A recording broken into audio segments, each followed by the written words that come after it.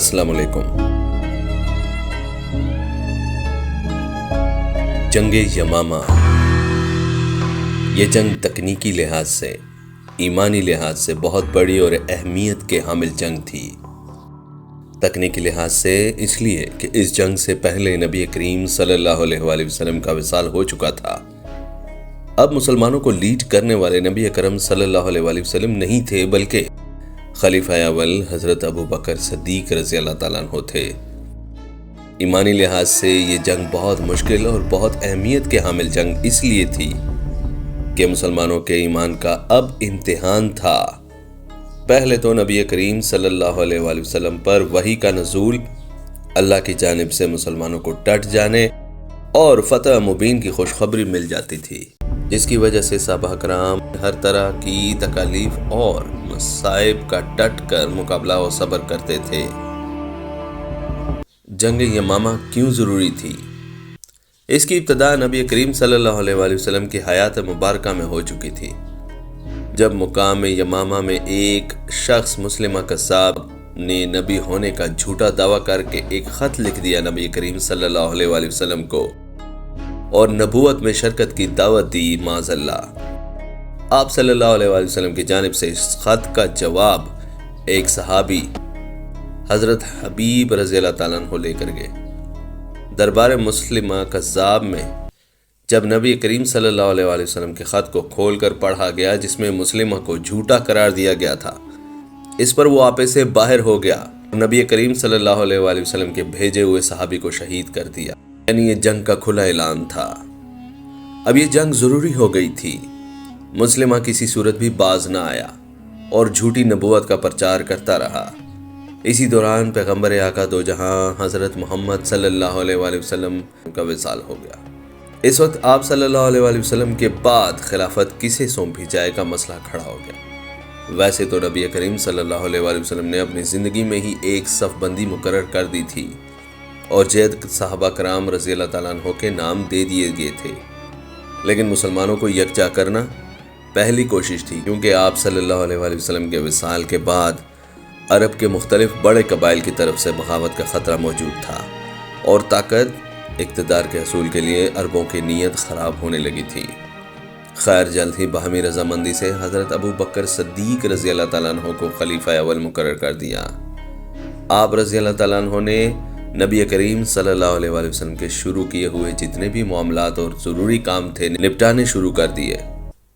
ان میں ایک یہ فتنہ مسلمہ بن قذاب کو ٹھکانے لگانے کا بھی تھا، لیکن مسلمہ قذاب مختصر عرصے میں یمامہ کے علاقے اور ارد گرد کے بڑے قبائل بنو حنیفہ کو ساتھ ملا لیا تھا۔ جو کوئی مسلمہ کی نبوت کا اقرار نہ کرتا تھا، اسے بے دردی سے قتل کر دیا جاتا تھا۔ اس کے ماننے والے مسلمہ پر اس قدر ایمان لا چکے تھے کہ ہمہ وقت اس کے علاقے کے بڑی تعداد کے لوگ مسلمہ کے لیے اپنی جان قربان کرنے سے بھی دریغ نہ کرتے تھے۔ ان کی تعداد 40,000 کے قریب تھی۔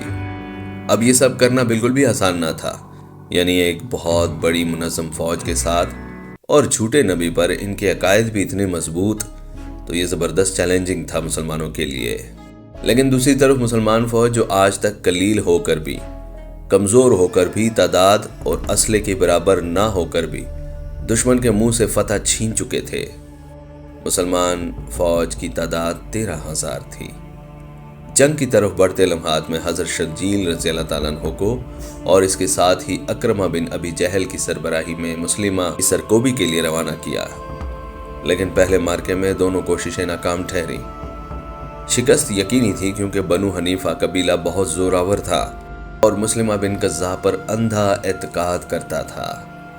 دوسری جانب حضرت خالد بن ولید یمامہ کی جنگ سے پہلے مدینہ کے ارد گرد کے باغی قبائل کی سرکوبی کے لیے حضرت ابو بکر صدیق رضی اللہ تعالیٰ عنہ کے حکم پر روانہ ہوئے تھے۔ وہاں سے واپسی پر صدیق رضی اللہ تعالیٰ عنہ نے حضرت خالد بن ولید کو 4,000 سپاہیوں کو ساتھ لے کر مسلمہ بن قذاب فتنے کے خاتمے کے لیے بھیجا۔ مسلمہ کو بھی خبر ہوئی کہ خالد بن ولید کو بھیجا گیا ہے لڑائی کے لیے۔ اس بار وہ کچھ فکر مند ضرور ہوا، کیونکہ خالد بن ولید رضی اللہ تعالیٰ عنہ کے جنگی حربوں سے بخوبی واقف تھا۔ اسی لیے مسلمہ قذاب نے یمامہ سے باہر صف بندی کر کے حضرت خالد بن ولید رضی اللہ تعالیٰ عنہ کا راستہ روکنے کی کوشش کی۔ حضرت خالد بن ولید رضی اللہ تعالیٰ عنہ کو سخت مزاحمت کا سامنا کرنا پڑا، لیکن آخرکار یہ زور ٹوٹ گیا اور مسلمہ قذاب ملعون کی فوجی تتر بتر ہونے لگے۔ خالد بن ولید رضی اللہ تعالیٰ عنہ کی فوج چن چن کر مسلمہ کے آدمی کو فاصل جہنم کرتے جا رہے تھے۔ مسلمہ نے جب شکست قریب ہوتے دیکھی تو بڑی تعداد کی فوج ہونے کے باوجود بھی وہ اپنے فوجی ساتھیوں کو لے کر وہاں سے فرار ہو گیا اور ایک بڑے باغ میں پناہ لی۔ مسلمان فوج مکمل طور پر اس فتنے کو ختم کرنے کا ارادہ کر چکے تھے، لہٰذا انہوں نے پیچھا کیا اور باغ کا محاصرہ کر لیا۔ اس باغ کے چاروں طرف بڑی دیواریں تھیں جن پر چڑھ کر دوسری طرف اترنا مشکل تھا۔ اسی دوران صحابی برا بن مالک رضی اللہ تعالیٰ عنہ آگے بڑھے اور خالد بن ولید سے عرض کی کہ انہیں ایک سیڑھی فراہم کی جائے تاکہ وہ اس باغ میں اتر کر راہداری کھول دے، مسلمان اندر داخل ہوں۔ اگلے دن انہیں سیڑھی فراہم کی گئی جس پر چڑھ کر باغ میں وہ اترے۔ مسلمہ نے جب یہ دیکھا فوراً ہی اپنی فوجیوں کو برا بن مالک رضی اللہ تعالیٰ عنہ کو قتل کرنے کا کہا۔ راہداری کھولنے تک پہنچنے سے پہلے حضرت برا بن مالک نے زبردست مقابلہ کیا اور شدید زخمی ہو گئے، لیکن راہداری کھولنے میں کامیاب ہو گئے۔